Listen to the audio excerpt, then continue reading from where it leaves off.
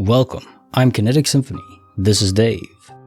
I hunt down and report on weird and true mysterious stories, from glitches to the supernatural. Case file number 1870, written by Think Professional 97, The Tiny Terror and Sibling Error. This was in England about 2 decades ago. I was a young kid, and me, my brother, and my parents were all standing in the bathroom. My dad had brushed my brother's teeth for him and was about to brush mine. We were very young. My dad put the toothpaste on my toothbrush and then went to turn on the tap to give it a rinse before sticking it in my mouth. When he turns the tap on, then this creature pops out and lands on the toothbrush. It looked incredibly similar, something I've seen before. Humanoid-like and only like 3 or 5 inches tall. It seemed strange, aware and conscious, like a human is. It looked around to figure out where it was. It looked me dead in the eye. I was so freaking creeped out, and I had never seen anything like it before, even though it seemed familiar. I remember it very clearly. It definitely appeared to be far more human than fish, but with fish-like features, such as gills and a smooth body with a jellyfish-like texture. It did not appear to be a jellyfish, as it had a human face, and very clearly 2 legs and 2 arms with a human-shaped torso and chest. The body was very human. I froze, and so did it. It almost seemed like it was on a mission and heading somewhere specific, but had come out at the wrong place. It looked around and realized where it was, then hopped into the drain and it was gone. My parents didn't realize, so my dad continued to push the toothbrush towards my mouth. I was scared as this unknown creature, whose skin had a slightly slimy look to it, had been on something that was about to go in my mouth. I tried to stop my dad, but he wouldn't let me. He is a tough guy you cannot say no to, so I cried while he brushed my teeth. My brother had seen it very clearly also, and was just as freaked out as I was. I brought it up many times over the years. My parents never believed me, but my brother did, and we could clearly recall it many times, both being freaked out. Over the years, my brother seemed to forget or stop believing it, and by the time we were about 16, he said it didn't happen. I don't know what the hell it was, but I am clear in my mind that this happened. It was some kind of fish person from the pipes. Case file 1870. The Tiny Terror and Sibling Error. Okay, very odd story. Creepy. But given what you describe, there's no way your dad wouldn't have seen it too. I don't doubt that you and your brother saw it, but I think it has to do with some mental imprint. Some creature was masking itself, but couldn't mask it to you and your brother. Maybe related to age. Children are just naturally more perceptible to these things. But what a weird creature that would be, and almost like a humanoid face, then it goes down the drain. Weird though that your brother just decided not to believe it anymore, because that would be a conscious choice. I think it's just down to wanting to feel normal, and it almost always boils down to that. People are not receptive to, especially as they become adults and teenagers, or teenagers and adults, they're not receptive to the extraordinary, the unproven. And you don't even have to accept it as a concrete fact. All these stories I read are just anecdotes, which isn't the best form of evidence. But if you have enough of it, you can start to assemble a picture.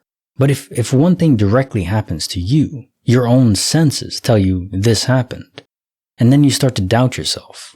That's a dangerous path to go down, and one I do not recommend.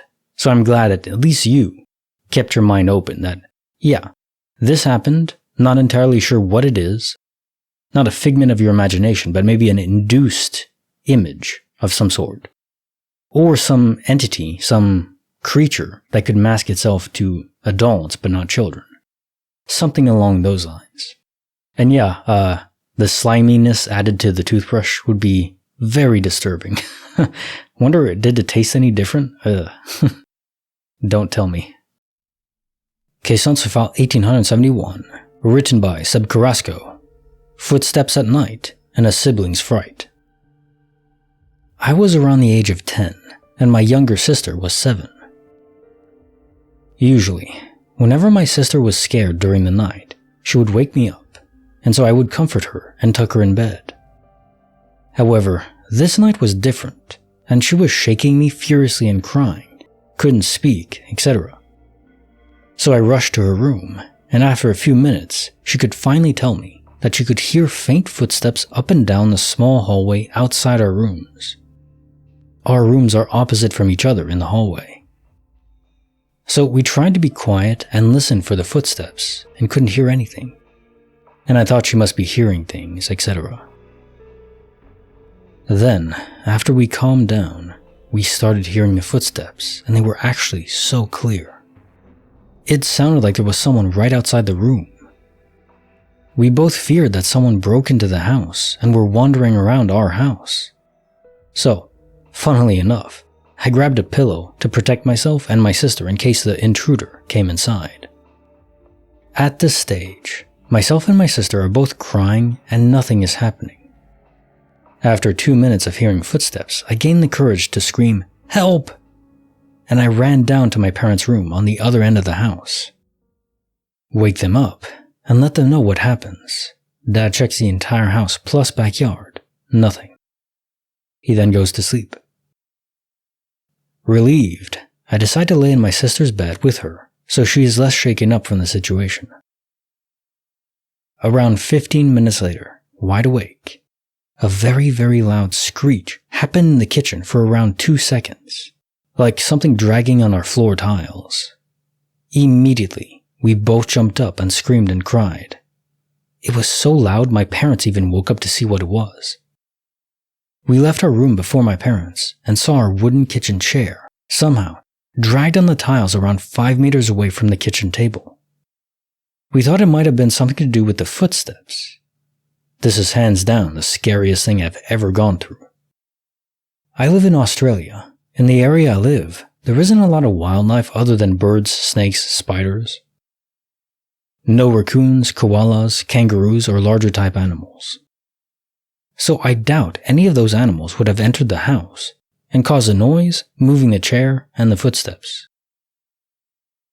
My mother was still frightened a couple days later and decided to contact her friend, who was a spiritual medium, I think, and my mom was told that there were around 40 bad spirits in our home at the time. She decided to get our house blessed with holy water. I didn't know this additional information until recently, because she was afraid it would affect my sister and I even more.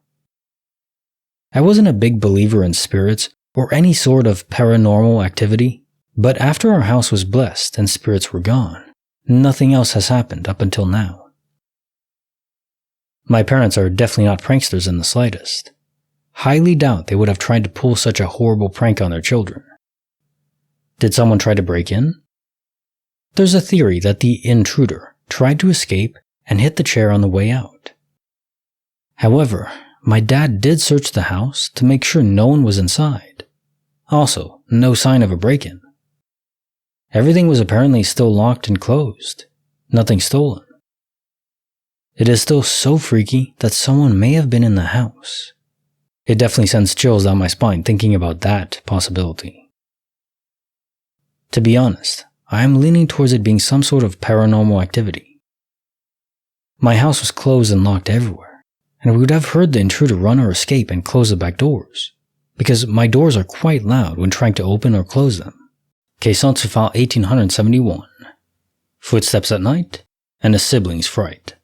I think this was a multiverse break-in, so it was a real human being, most likely. But you only heard and saw the chair moving in a different universe. And that would explain why there were no signs of a break-in afterwards or before. When your father went to check, I don't want to say illusion, the multiverse sight was disrupted. I wonder again if it's just an instance of children being more perceptive. And there are adults that peer across the multiverse ocean sometimes, so it isn't exclusive to children, but maybe they're just more receptive and able to peer through the looking glass a little bit more than adults, in again, some circumstances. Maybe there's families that are all able to see it together, which would just make it even creepier, I would imagine. A multiverse break-in. You could say that's an extraordinary, mundane explanation. I'll take it. Now time for the joke of the day. My wife walked up and said, "What starts with an F and ends with a K?" And I said, what? No, it doesn't. What ends with a T? The word. Very literal man right there. Like the video, subscribe, hit the bell. Kinetic Symphony signing off.